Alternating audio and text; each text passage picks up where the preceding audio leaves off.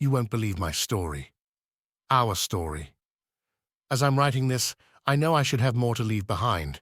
I should have a videotape or some sort of picture, but all I have is these words. It's been 2 days since I emerged from the woods. Me, Elijah, Riley, and Hayden grew up together. We went to college together, and we decided to go on a camping trip together. I'm the only one left. I would cry if I could feel anything but petrifying fear. I know it is coming for me. Every creak of the house, every rustle of the curtains, every dark corner makes me feel like my heart might beat out of my chest. I've locked every door, locked every window, and barricaded myself inside. My parents don't know I'm back, but I snuck into their house and left a note in my dad's safe in place of his gun. Maybe I should have said goodbye, but they would just think I was crazy, and it would put them in danger. The weight of his pistol is heavy in my hand, and the cold against my palm is almost calming. I haven't let go since I grabbed it. I'm sitting on the floor of my closet, against the wall furthest back, with my body facing the door.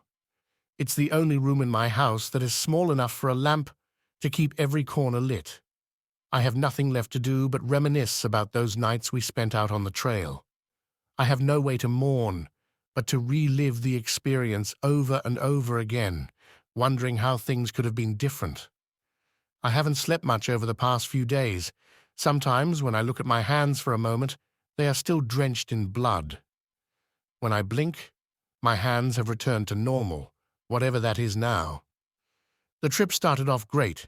We had marked the perfect spot along the Appalachian Trail that we would hike to and camp at for a few days. I can still see Elijah the day before we left, and how excited he was as he held out that circled portion of the map. His tall, goofy frame towered over the rest of us, and his messy blonde hair always looked like he just rolled out of bed. It's not his fault. Nobody could have known that the legends held any truth to them. He loved legends and myths, and was always pushing the rest of us to explore deeper. Riley and Hayden were indignant to the idea of the legend, but they were thrilled about the physical location. It was supposed to be along a rough trail, and the brothers were never ones to turn down a challenge. They grabbed me and Elijah by the neck, pulling us into a sort of huddle as our eyes followed the trail we would soon be walking. We were happy and joyous, and we knew we were bound to head our separate ways as our futures called to us after graduation. Riley and Hayden had jobs lined up at their father's financial firm in Connecticut. Elijah had been accepted into a master's program in California, and I had plans to travel to London.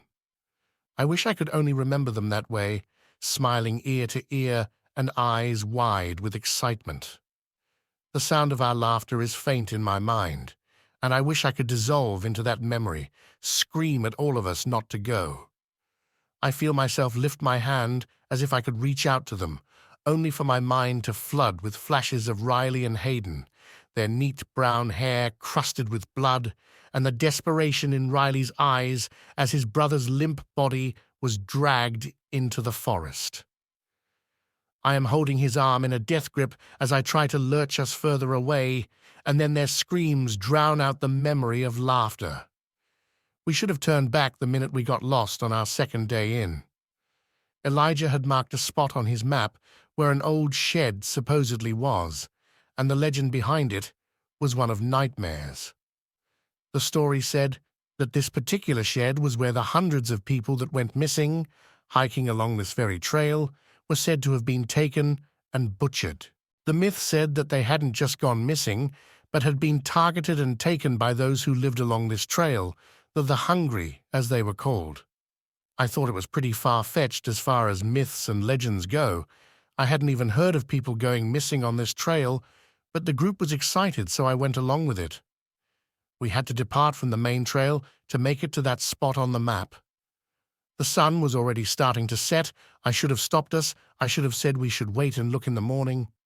Instead, we just kept going. This was the moment it ended, before we even knew what had begun. When we finally made it down, there actually was a shed. Except it wasn't like a cabin or even like the garage-type shed that we had been picturing. It was just this small 4x4 little hut with a few trees lumbering around it. We poked around it a little bit, but the shed wasn't nearly as eerie as legend and stories had made it sound.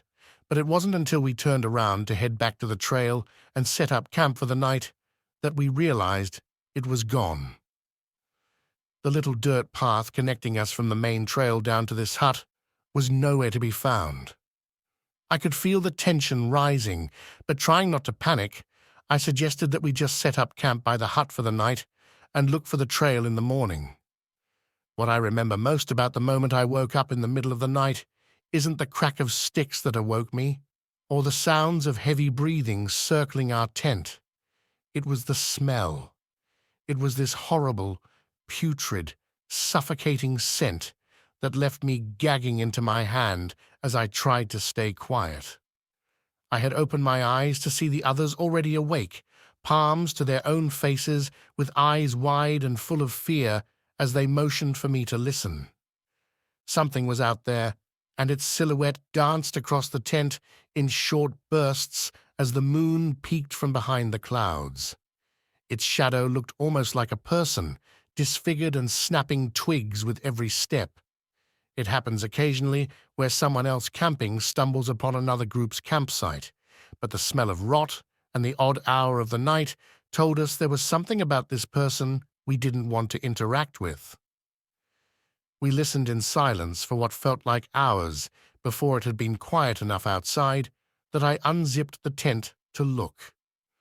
There was a message carved into the tree in front of us that sent a chill down my spine. "Found you."